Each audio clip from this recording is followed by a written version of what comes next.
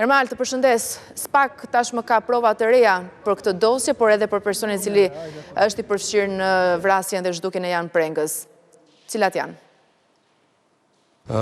Fabiola, ditën e sotme këtu në gjykatën e posaçme është zhvilluar seanca në ngarkim të Festim Beçdilit, i cili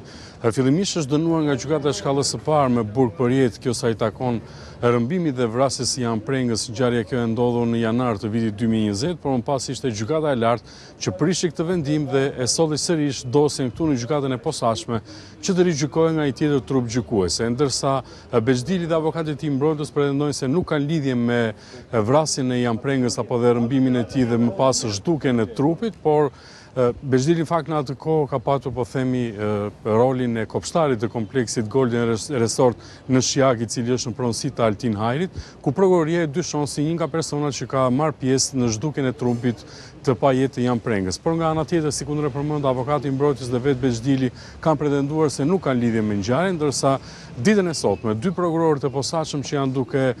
vijuar hetimet dhe duke, po themi, vijuar procesin gjyqësor në ngarkim të Dritan Rexhepit dhe personave të tjerë si të dyshuar për rrëmbimin dhe vrasjen e Jan Prengës, i kanë dorëzuar gjykatës prova të reja, siç janë komunikimet në aplikacionin Sky Encrochat, ku është zbardhur skema se si është kryer rrëmbimi dhe më pas zhdukja e Jan Prengës, ku urdhërues sipas prokurorisë është Dritan Rexhepi në bashkëpunim me Gentian Funishin, të cilët dhe më pas edhe Altin Hajrin, ku kanë strehuar, le të themi, fillimisht trupin e pajetë të Jan Prengës e më pas kanë bërë dhe zhdukjen e tij. Në komunikimet që ka zbardhur prokuroria e posaçme janë komunikime në aplikacionet Sky Encrochat, ku është treguar gjithë mënyra e skemës së rrëmbimit e më pas dhe zhdukjes së Jan Prengës. Të gjitha këto prova, prokurorët e posaçëm i dorëzuan në gjykatë ditën e sotme dhe më pas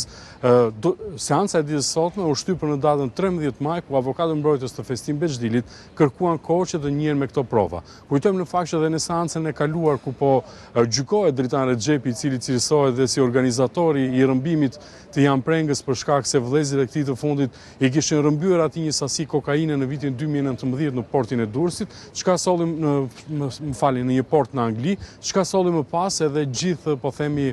rrëmbimin e Jan Prengës dhe më pas ngjarjen e rëndë ku ai humbi jetën dhe edhe sot e kësaj dite trupi i tij rezulton ende i zhdukur. Edhe në procesin ndaj Dritan Rexhepit, dy prokurorët e posaçëm dorëzuan të njëjtat prova, pra komunikimet në aplikacionin Sky Encrochat mes personave të përfshirë, ku tregohet e gjithë dinamika e ngjarjes dhe tashmë do të jetë seanca e radhës në cilën avokatët mbrojtës do të bëjnë kundërshtimet, kjo sa i takon këtyre provave të reja të dorëzuara nga dy prokurorët e posaçëm.